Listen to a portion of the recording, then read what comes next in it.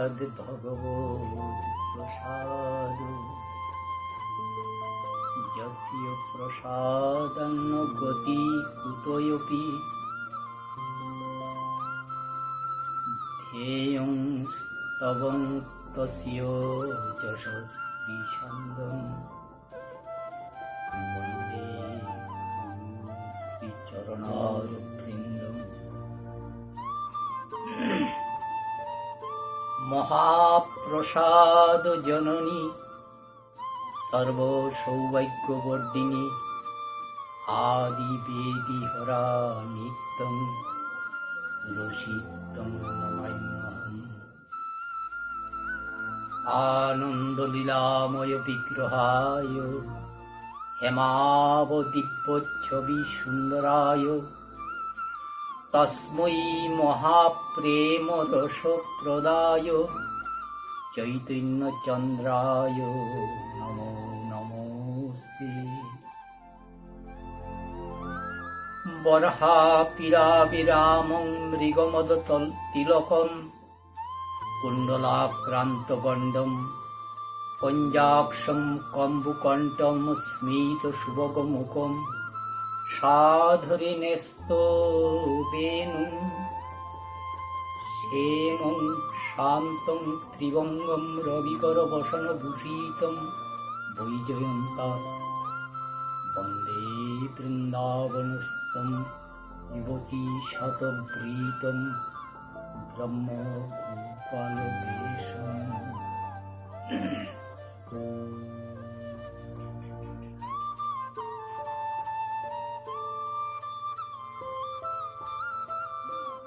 জয় রূপ সনাতন ভট্ট রঘুনাথ শ্রীজীব গোপাল ভট্ট দাস রঘুনাথ এই ছয় কুশাইর করি চরণ বন্দন।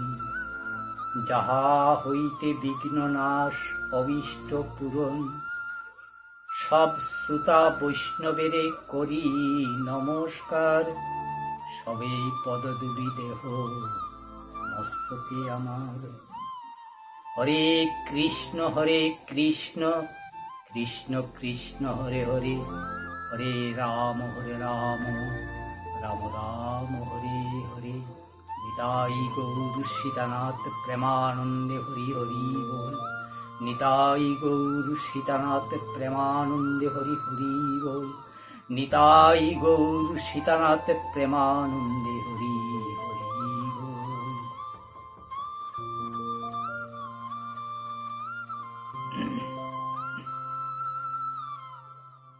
কৃষ্ণ চিন্তা করতে করতে কৃষ্ণ বার্তা নিয়ে ব্রজবাসীদের জন্য উদ্ধবের রথখানা এগিয়ে চলছে ব্রজ বৃন্দাবনের পথে।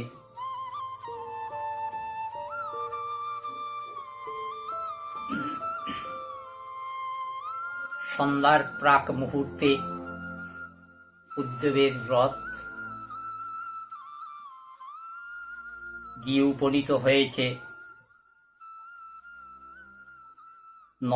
শ্রীনন্দগৃহের বাহিরে।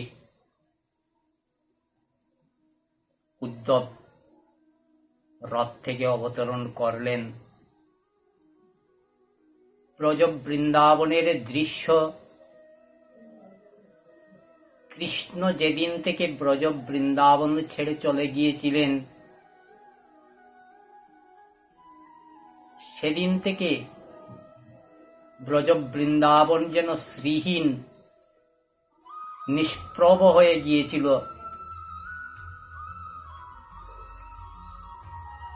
উদ্ধব তা দর্শন করলে উদ্ধবের চিত্তে যে আগ্রহ নিয়ে ব্রজবাসীদের সান্ত্বনা দেওয়ার জন্য গেছেন তা স্তিমিত হয়ে যেতে পারে ভেবে কৃষ্ণ যুগমায়াকে পাঠিয়ে ব্রজ বৃন্দাবনের সেই কৃষ্ণের উপস্থিতির যে দৃশ্য তা প্রকট করে দিয়েছেন। উদ্ধব গিয়ে সেই ব্রজ বৃন্দাবনের দৃশ্য দর্শন করে করে নন্দগৃহের সম্মুখে রথ থেকে অবতরণ করছেন। ভৃত্যগণের মুখে অপরিচিত আগন্তুকের সংবাদ পাইয়া ব্রজরাজ শ্রীনন্দ গৃহের বাহিরে আসিয়া উদ্ধবকে দেখিলেন। দেখিয়া শোকতপ্ত চক্ষু যেন জুড়াইয়া গেল। কারণ আগন্তুকের চেহারা, বয়স, আকৃতি সমস্তই তার প্রাণপ্রিয় কৃষ্ণের অনুরূপ। সৌম্য, শান্ত, আনন্দ উজ্জ্বল মুখকান্তি দেখিলেই হৃদয়ে শান্তি আসে, আনন্দ স্রোত বহিতে থাকে। পরিচয় পাইয়া জানিলেন তিনি কৃষ্ণ সখা, কৃষ্ণ ভক্ত, কৃষ্ণের প্রিয় সেবক উদ্ধব। কৃষ্ণ তাহাকে পাঠাইয়াছেন। আগন্তুকের পরিচয় পাইয়া নন্দরাজ আনন্দে উৎফুল্ল হইয়া কৃষ্ণ জ্ঞানে সেই কৃষ্ণ সখা উদ্ধবকে বক্ষে জড়াইয়া ধরিলেন, যেন তিনি তাহার প্রাণ গোপাল কৃষ্ণকেই পাইয়াছেন। এইবার উদ্ধবকে গৃহ অভ্যন্তরে লইয়া গিয়া উত্তম আসনে বসাইলেন। সেবা পরিচর্যায় আদি চিন্তায় ব্যাকুল হইয়া উঠলেন। কিন্তু যেদিন থেকে কৃষ্ণ সেই ব্রজ ছেড়ে চলে গেছেন, সেদিন থেকে তো ওই ব্রজ বৃন্দাবনের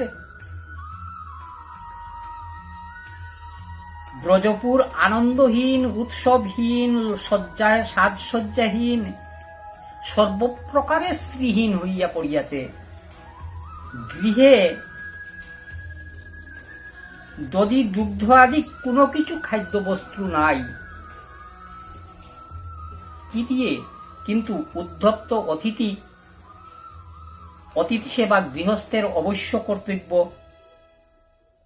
কিন্তু গৃহে তো সেবার কোনো উপকরণ নাই। নন্দ মহারাজা ভাবিয়া আকুল হইলেন। তাহার মনোভাব বুঝিয়া প্রতিবেশী কোন এক ব্রাহ্মণ একটুখানি পায়েস রান্না করিয়া উদ্ধবের সেবার জন্য আনিয়া দিলেন। এই রূপেই ওই বস্তু দ্বারা উদ্ধবের আহার রূপ সেবা হইল। অতঃপর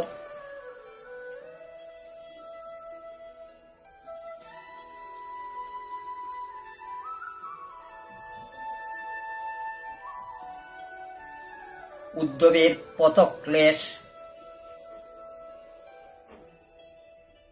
শান্ত করার জন্য নন্দভৃত্যগণ পাদ সম্বাহন করিতে লাগিলেন। পথক্লেশ শ্রম দূর হইলে গোপরাজ নন্দ এইবার চিত্তে কৃষ্ণ চিন্তা, কৃষ্ণ কথার জন্য ব্যাকুলতা থাকলেও প্রথমে যেন কৃষ্ণের সংবাদ জানতে চাননি। কারণ কৃষ্ণ কথা বললে পরেই ভাববিহ্বল অবস্থাতে কণ্ঠ রুদ্ধ হয়ে যেতে পারে, আত্মহারা হয়ে পড়তে পারেন। তাই ওই বসুদেবাদী আত্মীয়বর্গের কথা জিজ্ঞাসা করছেন। করতে করতে নন্দরাজের মনে কৃষ্ণ বিষয়ক জিজ্ঞাসা, কৃষ্ণ সম্বন্ধে জিজ্ঞাসা উত্থিত হওয়ায় নন্দরাজ আজ ধৈর্য ধরে থাকতে পারলেন না। আকুল আগ্রহে, হৃদয়ে ভরা উৎকণ্ঠা লইয়া তিনি জিজ্ঞাসা করিলেন, কৃষ্ণ কি আমাদেরকে ভুলিয়া গিয়াছে?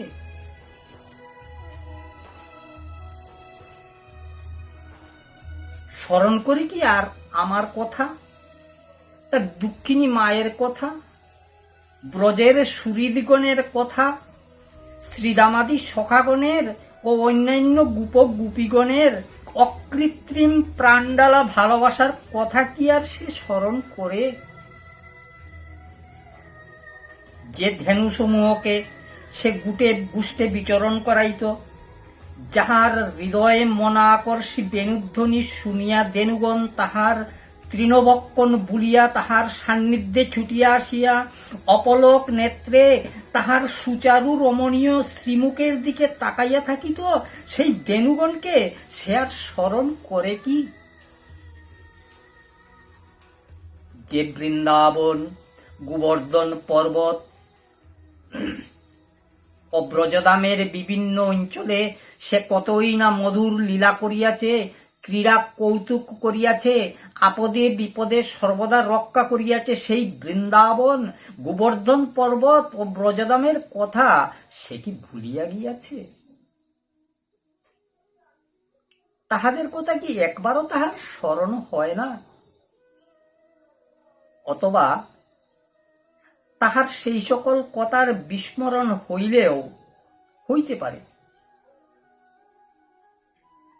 কারণ কংসবধের পর জরাসন্ধ বিপুল সৈন্যদল লইয়া মথুরায় যেভাবে আক্রমণ চালাইতে পারে তার যথাযথ সুব্যবস্থা প্রতিকার করা, কংসের অত্যাচারে ভীত যে সমস্ত যাদবেরা মথুরা ত্যাগ করিয়া নানা দেশে পলায়ন করিয়াছিলেন, তাহাদিগকে পুনরায় মথুরায় আনিয়া বসবাসের ব্যবস্থা করা, মথুরা নগরীর সুশাসন ব্যবস্থা সুদৃঢ় করা প্রভৃতি বহু প্রকার গুরু দায়িত্বপূর্ণ কার্যভার ও চিন্তা সেই আমার বালক পুত্র কৃষ্ণের উপরই পড়িয়াছে।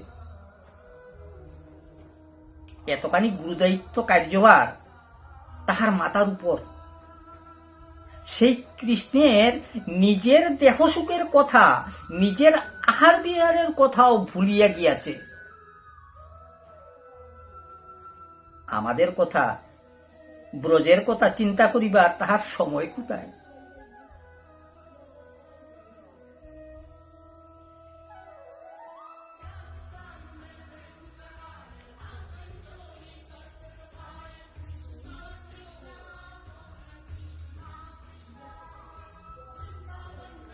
কৃষ্ণ বিরহ কাতর নন্দরাজ পুনরায় বলিতেছেন, কিন্তু কৃষ্ণ তো মথুরায় যাইবার সময় কথা দিয়েছিল সে শীঘ্রই আবার ফিরিয়া আসিবে।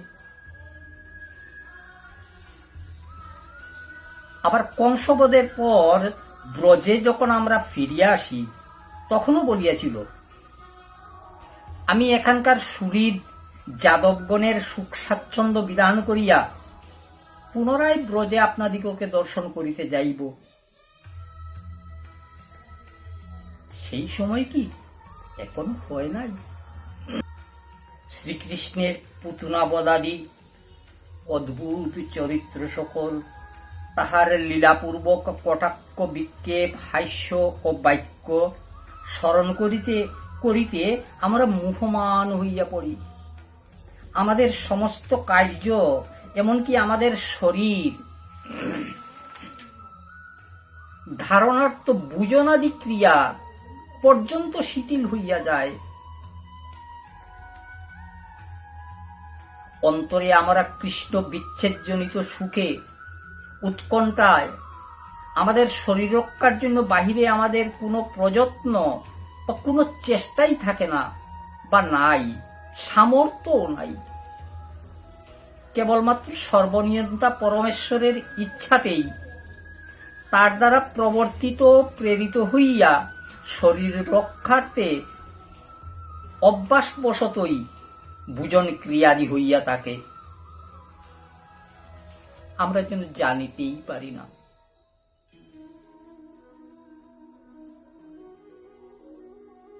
আরো বলছেন নন্দ রাজা, নিজেদের গৃহমধ্যে অবস্থান করলে পুত্র কৃষ্ণের নানা কথার স্মৃতি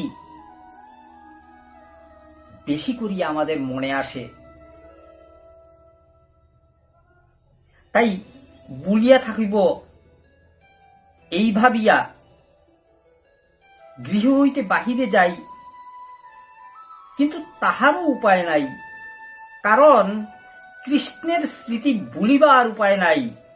কৃষ্ণের চরণ চিহ্ন অলঙ্কৃত তাহার ক্রীড়াস্থান, যমুনাদি নদীর তীর, গোবর্ধনাদি পর্বত ও বনপ্রদেশ সমূহ দর্শন করিতে করিতে তাহার লীলার কথা আমাদের মনের মধ্যে উত্থিত হয়ে আমরা তন্ময় হয়ে থাকি। আমরা কৃষ্ণ চিন্তায় আরো বেশি করিয়া কৃষ্ণময় হইয়া যাই। তাহাকে ভুলিতে চেষ্টা করিয়াও ভুলিতে পারি না। ইহা বুঝিতে পারিয়া ব্রজরাজ নন্দ উদ্ধবের সম্মুখে তাহার সেই ভাব আচ্ছাদন করিবার মানসে কৃষ্ণের মহিমা বর্ণনের ইচ্ছা করিয়া তাহার প্রভাব অতিশয় কীর্তন করিতে লাগিলেন। কিন্তু উপরাজ নন্দের হৃদয় মন বুদ্ধি স্বভাবতই শ্রীকৃষ্ণে অনুরাগ যুক্ত ছিল। শ্রীকৃষ্ণের পুত্রবুদ্ধিতে বিশুদ্ধ বাৎসল্যময় সেই অনুরাগ, সেই বাৎসল্য স্নেহে ছিল না কোন প্রকার ঐশ্বর্য মহিমার গন্ধমাত্র। তাহা যদিও শ্রীকৃষ্ণের লীলা চরিত্র সকলের স্মৃতিচারণে তাহার ঐশ্বর্য বীর্য মহিমাদি কথা শ্রীনন্দের স্মৃতিপথে আরূঢ় হইল, তবুও তাহাতে তাহার বাৎসল্য স্নেহে পুত্রবুদ্ধির কিছুমাত্র হানি হইল না। পরন্তু তিনি এইরূপই ভাবিতে লাগিলেন, হায়, এইরূপ ঐশ্বর্য বলবীর্য মহিমান্বিত অতুল প্রভাবশালী গুণবারিধি পুত্ররত্ন পাইয়াও আমরা আমাদের নিদারুণ দুরদৃষ্টবশত এই নিজ পুত্র হইতে আজ বিচ্ছিন্ন হইলাম। এইরূপ ভাবিতে ভাবিতে নন্দরাজ স্বীয় পুত্রের জন্য অতিশয় উৎকণ্ঠিত ও প্রেমের আবেগে বিভোর হইয়া পড়িলেন। এদিকে কৃষ্ণমাতা যশোদা কৃষ্ণ স্মরণে নিতান্ত ধৈর্যহারা হইয়া সকল কিছুই করিতে বা বলিতে সামর্থ্য হইলেন না, কোনো কিছুই করিতে বা বলিতে সামর্থ্য হইলেন না। শ্রীকৃষ্ণের মথুরায় প্রস্থানের দিন হইতে আরম্ভ করিয়া অন্যান্য প্রতিবেশী সজ্জনগণ যশোদাকে শতপ্রকারে প্রবোধ সান্ত্বনা দিলেও যশোদা ধৈর্য ধরিতে সক্ষম হইলেন না। তিনি কেবল মুদ্রিত নয়নে নিরন্তর অশ্রু বিসর্জন করিতে লাগিলেন। উদ্ধবকেও কোনো কথা জিজ্ঞাসা করিবার সামর্থ্য হইল না। ক্রন্দন করিতে করিতে তাহার বক্ষের বসন অশ্রু জলে সিক্ত হইয়া গেল। নন্দরাজ কর্তৃক উদ্ধবের নিকট কৃষ্ণের বাল্যলীলাদির বর্ণনা শুনিতে শুনিতে মাতা যশোদা পুত্র স্নেহে এতই বিহ্বল হইয়া পড়িলেন যে বাৎসল্যের আবেগে তাহার স্তন্দয় হইতে দুগ্ধ ক্ষরণ হইতে লাগিল।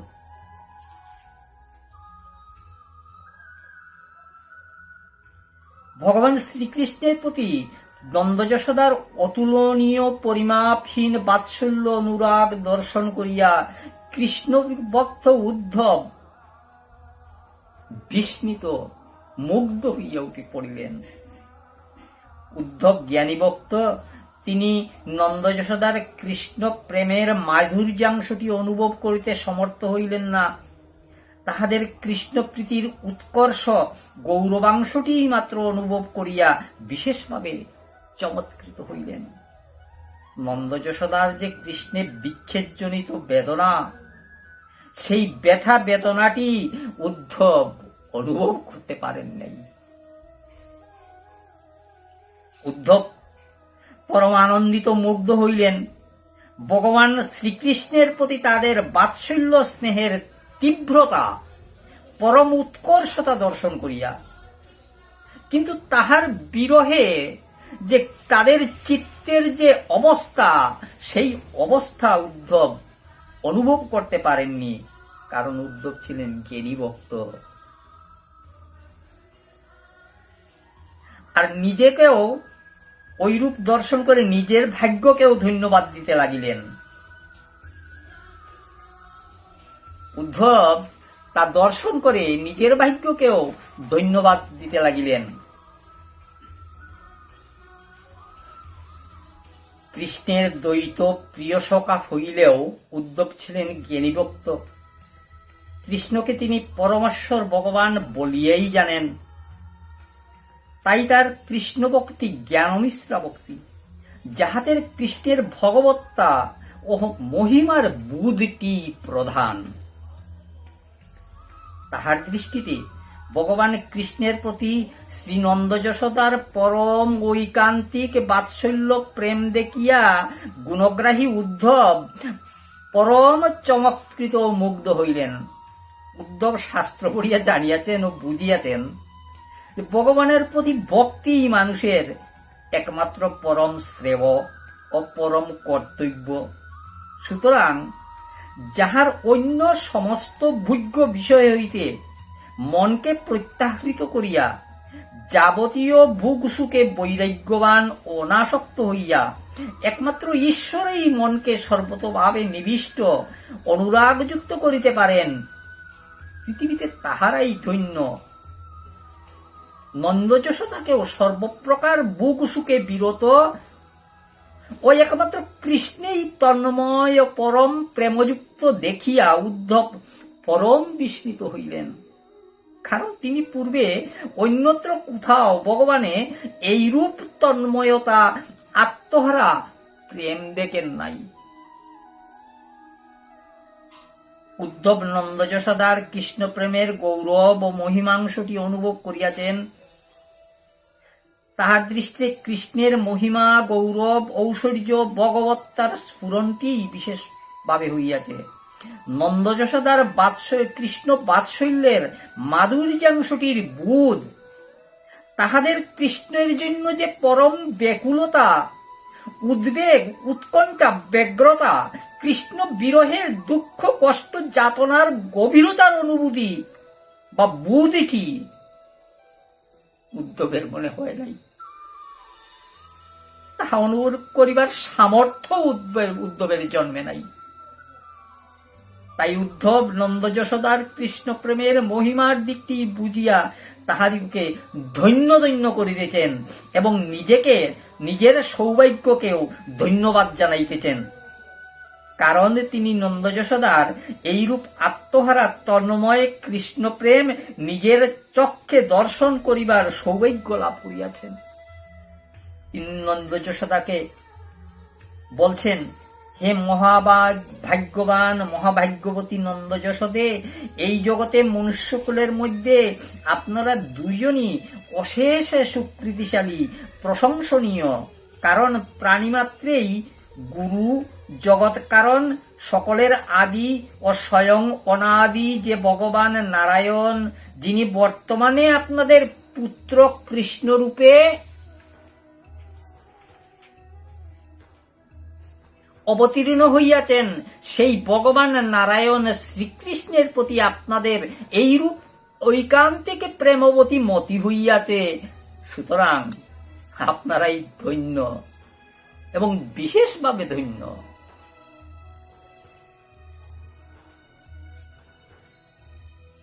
উদ্ধব মনে করিয়াছেন ভগবান শ্রীকৃষ্ণের প্রতি নন্দ যশোদার পুত্রবুদ্ধি হওয়ায় কৃষ্ণ বিচ্ছেদের সুখে তাহারা এত কষ্ট পাইতেছেন।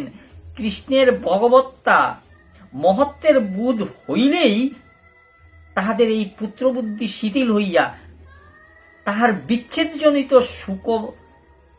সুখের লাঘব হইয়া যাইবে। উদ্ধব তো এসেছেন তাদের সেই কৃষ্ণ বিরহ চিত্তে শান্তিদানের জন্য। তাই উদ্ধব মনে মনে ভাবছেন, যদি এই কৃষ্ণ সম্পর্কে যদি ভগবত্তার জ্ঞান তাদের চিত্তে সঞ্চার করে দেওয়া যায়, তাহলে তাদের ওই পুত্র বিরহের যে সুখ তা প্রশমিত হয়ে যাবে। এই সকল ভাবিয়া উদ্ধব কৃষ্ণের ভগবত্তা মহিমাদির বিষয়ে নন্দরাজাকে বিশেষ করিয়া বুঝাইতেছেন।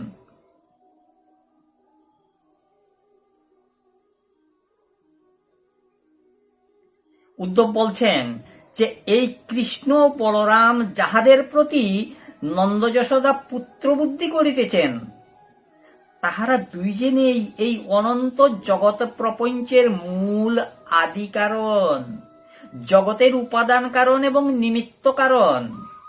ভগবান শ্রীকৃষ্ণের অবতার অংশ বলিয়া প্রকৃত পক্ষে তিনি ভগবান শ্রীকৃষ্ণ হইতে ভিন্ন নহেন।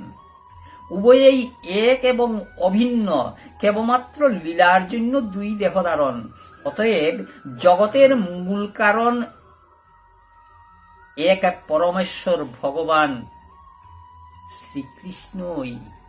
এই কৃষ্ণ জগতের মূল কারণ, জগতের পরমেশ্বর ভগবান। সেই ভগবান সর্বত্র সর্বাবস্থায় সর্বভূতের হৃদয়ে অবস্থান করে থাকেন। ঈশ্বর সর্বভূতানাং হৃদ্দেশ অর্জুন তিষ্ঠতি, ব্রাহ্ময়ন সর্বভূতানি যন্ত্রারূঢ়ানি মায়য়া। তমেব শরণং গচ্ছ সর্বভাবেন ভারত, তৎপ্রসাদাৎ পরাং শান্তিং স্থানং প্রাপ্স্যসি শাশ্বতম।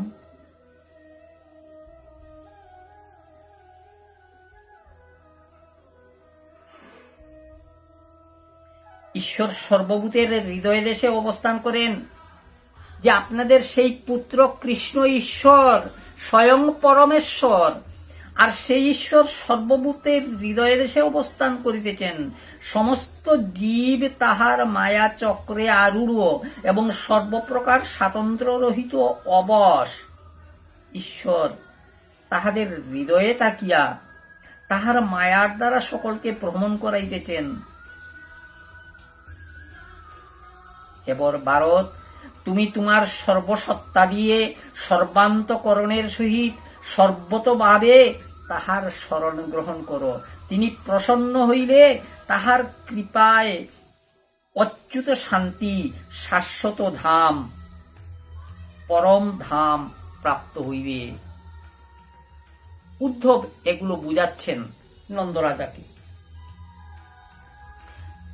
এইরূপ তত্ত্বপূর্ণ জ্ঞানের কথা শুনিয়া নন্দরাজা যেন বলিতেছেন, ওহে উদ্ধব, শুনিয়াছি তুমি অতিশয় বুদ্ধিমান ও জ্ঞানী, কিন্তু এখন তোমার তত্ত্বকথা শুনিয়া বুঝিতেছি যে তোমার তাদৃশ জ্ঞান সুবিবেচনা কিছুই নাই।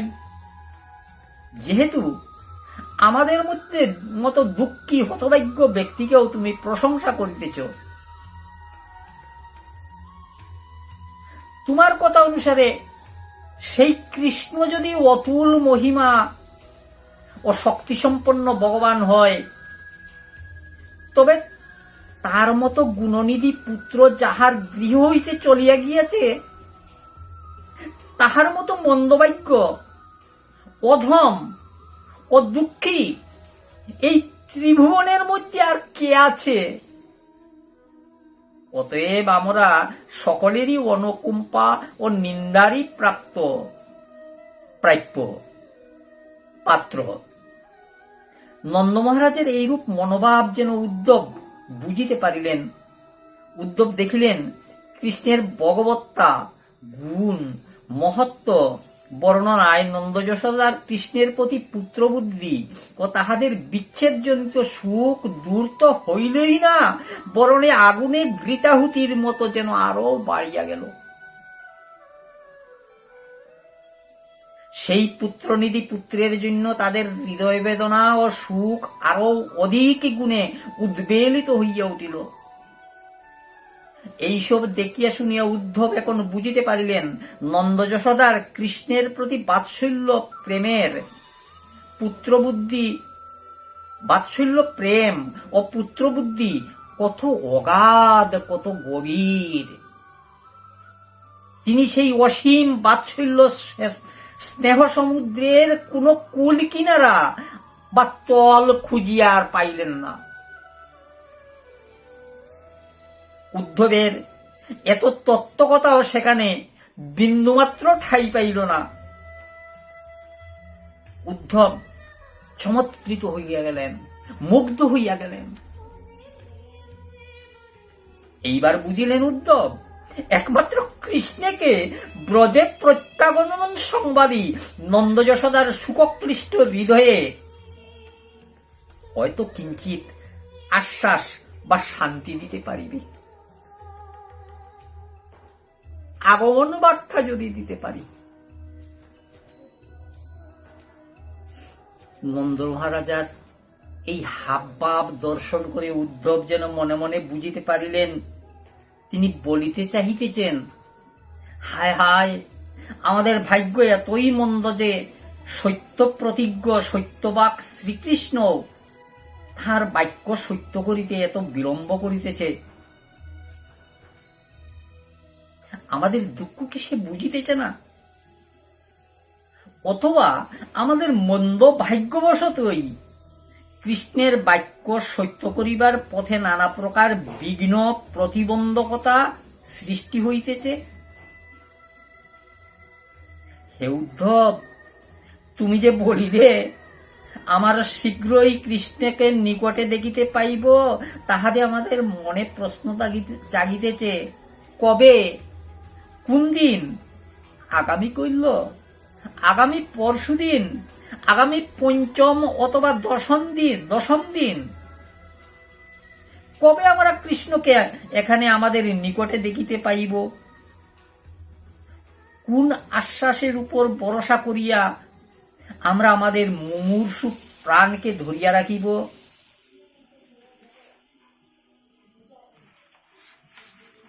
আর যদি কৃষ্ণ নাই আসে, তবে তাহাও নিশ্চয় করিয়া বলো। নন্দরাজার এই প্রকার মনের অভিপ্রায় বুঝিতে পারিয়া উদ্ধব তখন নিজের হৃদয়েই যেন ভাবিতে লাগিলেন, হায়, আমি এখন কি উপায়ে কৃষ্ণ বিয়োগাতুর নন্দ যশোদাকে প্রবোধ দিব? যদি প্রাকৃত লৌকিক জগতে কোন প্রাকৃত পুত্রের বিয়োগজনিত কষ্ট হইত, তবে না হয় এই রূপে প্রবোধ দিতে পারিতাম, ওহে, কেন তুমি এত সাংসারিক মোহে মগ্ন হইতেছ? মিথ্যাভূত অনিত্য এই পুত্র স্ত্রী প্রতি আসক্তি সমস্ত অনর্থের ও দুঃখের হেতু। সুতরাং এই আসক্তি পরিত্যাগ করিয়া ভগবানে মন দাও, তাহাতেই আসক্ত হও।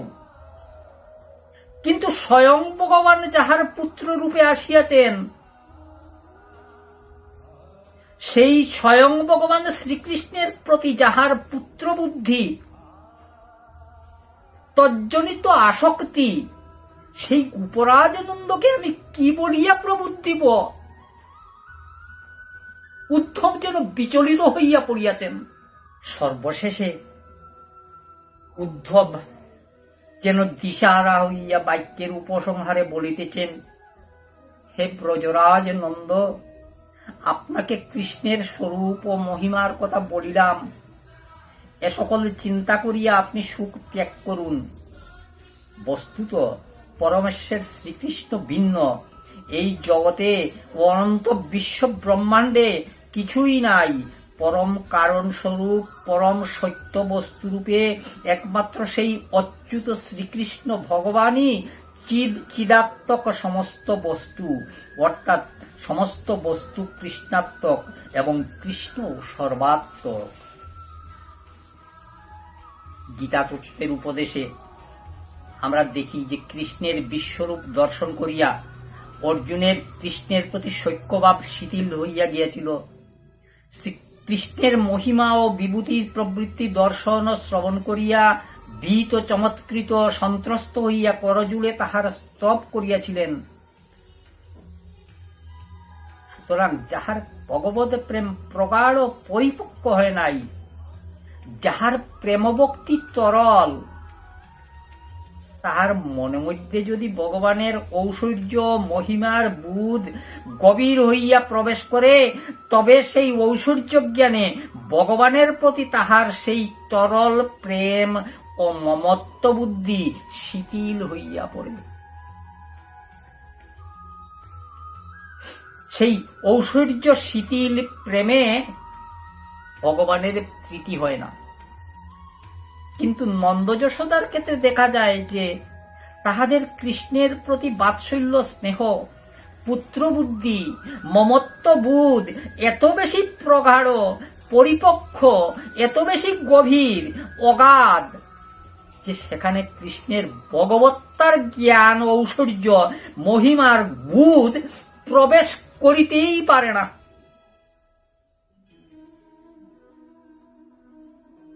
তাই উদ্ধবের তত্ত্বকথা তাদের হৃদয়ে স্থানই পায় না। কৃষ্ণের প্রতি তাদের পুত্রবুদ্ধি, মমত্ববোধ, স্নেহ ও তজ্জনিত কৃষ্ণ বিচ্ছেদ বেদনাও তাহাদের কিছুমাত্র শিথিল বা শান্ত হয় নাই। উদ্ধবের তাহাদিগকে সান্ত্বনাদানের প্রচেষ্টাই ব্যর্থ হয়ে যায়। কিন্তু তাহলেও উদ্ধবের কিন্তু একটা লাভ হয়ে গেল। তিনি ভগবানের প্রতি ভক্তের বিশুদ্ধ প্রেম, মমত্ববুদ্ধি যে কতখানি প্রগাঢ় ও কতখানি গভীর হইতে পারে তা নিজের চক্ষে দর্শন করিয়া ধন্য, অভিভূত, চমৎকৃত হইলেন। তাহার জ্ঞানের গরিমা ও অভিমান ধূলিসাৎ হইয়া গেল। আমরাও সেই পরম ভক্ত উদ্ধবের চরণ প্রান্তে থেকে তা দর্শন করে, ক্ষণিক আস্বাদন করে, দাসাভাস নিয়ে সেই কথা ধন্য হওয়ার প্রয়াস চিত্তে রেখে আজ বিশ্রাম রাখছি উদ্ধবের ব্রজ সন্দেশ। বাঞ্ছাকল্পতরুভ্যশ্চ কৃপা সিন্ধুভ্য এব চ পতিতানাং পাবনেভ্যো বৈষ্ণবেভ্যো নমো নমো।